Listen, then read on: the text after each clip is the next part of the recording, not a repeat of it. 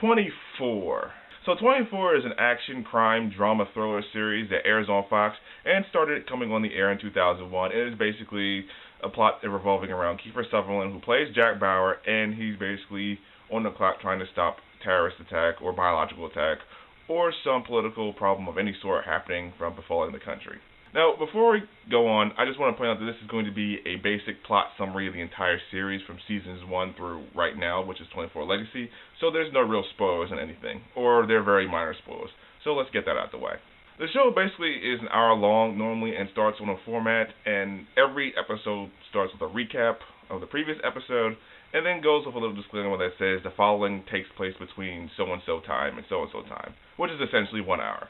And the unique thing about the show is that the events occur in real time, and it says as much. So whenever you're watching the show on, say, 8 o'clock at night, and you see the clock and it literally starts at 8 o'clock or 7 o'clock or whatever it is, and it ticks down all the way to the end of the hour. And throughout this course of the show, or any episode, you see a little ticker at the bottom of the screen that shows the exact time too. So it matches it exactly right down to the second, depending on how fast your watch is, of course. So if your watch is off, then right. There's also a lot of split screens in the show to show everything that goes on, because every episode is over the course of 1 hour, so different things happen. So you'll have sometimes people talking to each other over a split screen, and they try to commence everything at once. The show is very fast-paced at times, sometimes slow too, but for the most part it's very enjoyable. As I said earlier, Kiefer Sutherland plays the main character, Jack Bauer, and if you don't know who that is, I don't know where you've been all this time, because Kiefer Sutherland has played an excellent Jack Bauer. And if you want to see some of his more recent work, just watch Designated Survivor, because he's doing a very good job with that too. Kiefer Sutherland still maintains the role of being the executive producer of the show, and has been since it began. What I like about this show is the fact that it's you never know what's going to happen. That's one of the main things that always hooks me. You never know what's going to happen. Everything should go according to plan, but any good show with drama knows that that's not always the case, if ever. And it's something always happening, but it always builds. The tension always builds from episode to episode to episode, leading up to what usually is a very satisfying climax when it comes to a certain issue or a story arc resolve.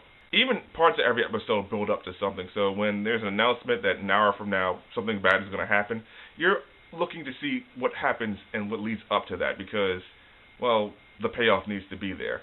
So you'll see things going from step to step to step, and going from different point of views, from the main characters to CTU, the counter-terrorism unit where Jack works, to the terrorists themselves, to the president, to the White House, to every different perspective. And it's very nice to see how everyone deals with these situations when they occur, and the after effects of what happens should they happen. You do have to suspend your disbelief a little bit from times, because everything being an hour, you're probably sitting there wondering, some things can't be done in an hour like that, maybe even half an hour.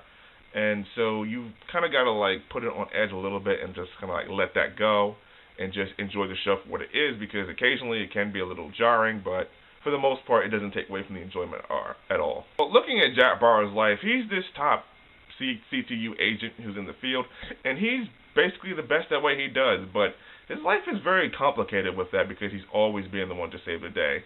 Kind of like a John McClane from Die Hard, or Sarah Connor from Terminator, or any of that stuff. And there's always a lot of twists and turns throughout the course of the series.